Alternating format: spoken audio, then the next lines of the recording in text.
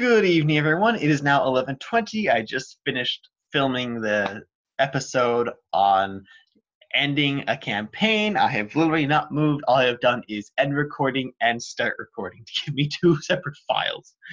And right now, we're going to talk about epilogues and postmortems. So you've had your campaign, you had lots of fun, you put a finale to it. Now it's time for the epilogue and the postmortem. And I think these should only come after a finale.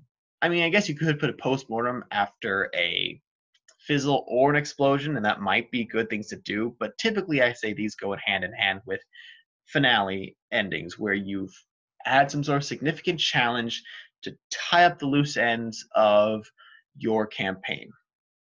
Now, as I said in my last video, I mentioned that your final session should have enough content put aside. That way, you can resolve the problem and close there. Don't go any further. I mean, you can go maybe a couple minutes further. Maybe they leave the cave where they fought the evil wizard who was threatening the world. But once they exit the cave and maybe get home, cut it there. Now, why do you say? Well, it's because we want to save the epilogue. After the finale session, go ahead and let your players know that you want to have an epilogue and a postmortem. I mean, you should probably let them know about that ahead of time. And to give them, a week or two, whatever kind of the next scheduled session would be, make that your epilogue and postmortem. The epilogue is all about, letting the players have a chance to say what their character does after the campaign. Does the paladin go on to start a temple to his god? Does he maybe go out as kind of like a vigilante and continue adventuring solo? Maybe the wizard travels to a far-off land in search of more knowledge. Perhaps the bard sets up a theater and raises a family. It's whatever the players want their characters to do. And you want to give them time so that way they can think about it, talk to other players if they want to. Maybe they say, hey, let's have the bard and the wizard start a college together, or maybe these two characters get together in some sort of romance after the campaign. It's whatever you want. So you need to give them that time to discuss, think about it, and be in tune with what they're doing. You don't need to know all the details, but odds are some of their plans for the epilogue are going to include things that are going to require some sort of narration on your part as the DM, knowing what happens. Perhaps your bard wants to set up a theater in hopes that it becomes some large, grand theater that becomes world famous. Well, as a GM, would that theater get to be world famous? Well, if it's a 20th level bard, perhaps so. The bard's been all over the world, and the fact that this bard is now opening up a theater is a big deal, and people flock to it, and they put on great performances, and it becomes such an icon. Only you, as the DM, have the authority to say those things. And if the player just springs that on you, you may be unprepared, and it's not going to be as fun for the player, and can be somewhat unfulfilling and disappointing for them. Now, it's not to put a ton of pressure, and some people are not good at improv, in which case you may need to talk to your player and get specific details. That way you can have something planned and written out. That way when you come to the table, you can basically just read instead of trying to improv. Now, at the same time that they're thinking about what their characters will be doing as epilogues, also ask the players to think about the campaign as a whole. What were high points? What were low points? What were the things they enjoyed? What were things they disliked? It's a great chance for you guys to sit down and have a discussion about the campaign as a whole. Not only just reminiscing stories, but also talking about techniques and tweaking how the thing ran. As DMs, I exhort you to take notes, both of what you want to say, and when you get to the table for your epilogue and postmortem, take notes for the postmortem. Have your notebook open and ready to go. Now, I think you should start with the epilogue. Let's end this on a happy note. Go around the table, one player at a time. Let them say what they want their characters to be doing. As the DM, narrate anything if you need to.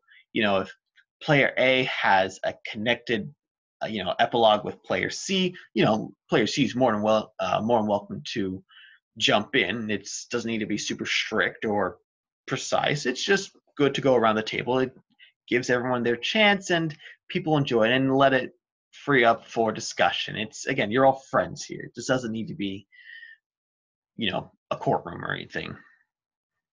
It's meant to be fun. I mean, that's ultimately, we want to have fun. Once all the stories have been wrapped up, you've narrated everything, everyone's feeling satisfied, then let the players know we're going to start our post-mortem now. And this is where we just start going through the points. As a DM, you should have a list of points that you want to bring up.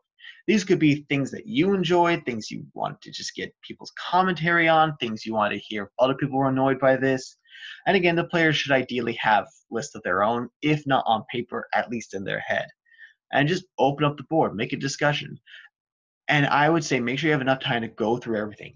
You should probably spend at least an hour on the postmortem, if not 2. And this is a great time to be asking about what people's favorite stories were. What was your favorite session? What was your favorite, thing that happened, positive, and also what was maybe the worst thing.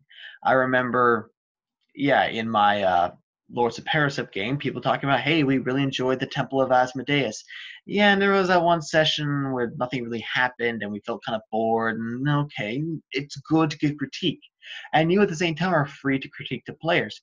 Hey, yeah, one of the things I said was, Teddy and Nathaniel, I loved how engaged you guys were with the game outside of the table, but you guys schemed up so many things, and every time Anthony was left out of it, almost all the time Anthony was left out of it. You're free to critique them, and this should be a space that people are aware that this will be happening, so no one's getting offended. And if they are getting offended, well, that's their problem. I mean, you shouldn't be, like, table manners still apply. You shouldn't be, accusing them and be like, how dare you? But it should be free to say, hey, what you did, that kind of bothered me. Let's talk about it. Once all the points have been covered, again, feel free to take time to reminisce. If a story comes up, talk about the story. What you enjoyed about it? What was the best part? What made you laugh the most? It will, I think, fairly naturally, when it hits a lull, that's when you as the DM can pull out one of your points and say, okay, let's talk about this now. And that researches the conversation, gets more going, gets you, again, be taking notes of what the players say. It's a great way of improving yourself. The players say, hey, I really liked how you handled this. For me, the players enjoyed the Paragon class system, which I introduced. Well, I stole from 4th edition, tweaked myself, and introduced. The players really liked that, so I said, okay, I'm going to make sure I keep Paragon classes. Well, yeah, you did this kind of thing that kind of bothers us. Some of the boss battles were a little slogging. Okay, boss battles can get kind of slogging. Okay, let's see that. What made them slogging? Oh, these things. Oh, okay, this. Actually, a lot of the notes you guys got in my boss battle video relate from actually the critique I got from the post-mortem. It can be a great experience. And at the end, thank them. Thank them for taking the time to play with you. Thank them for the memories. It's like if you guys went on a road trip, at the end, you'd probably say, hey guys, thanks for, bringing me along. I had a great time. It's been a joint adventure that required everyone's participation, everyone's cooperation. They have invested just as much in as you. Well, okay, maybe not just as much, but still, they've invested a ton into this campaign as well, especially if it is a long campaign. So thank them. You guys had a great time. Yeah, again, the post-mortem and the epilogue are supposed to be fun sessions. They're not meant to be taken too seriously, but provide a nice, good sense of closure. And I think that's what's most important, giving players a sense of closure. For some players, ending a campaign can be a little rough because they enjoy the characters so much they don't want to say goodbye. Let them know that you guys can always pick them up again. I think a great example is Critical Role. Their Vox Machina they had here 2 months ago, the Search for Grog one-shot, where they went and even though they were a year into their new campaign, they went and dusted off their old character sheets and played a one-shot with old characters. You absolutely can do that. It's a great way of helping keep characters and stories alive.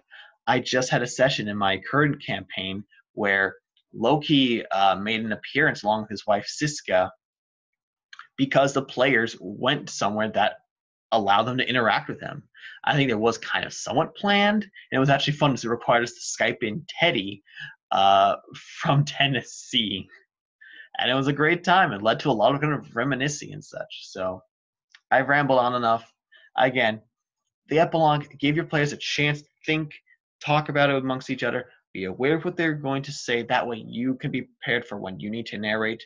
With post-mortem, make sure the players know to bring some points to the table. Have some points yourself written down, ready to go and discuss. talk about stories, talk about things you can do better, things players can do better, what you enjoyed about the players, what they enjoyed about you, and have a great time and end it with thanking your players. As always, guys, I'm out of here. I'm going to go to bed. Stay cool.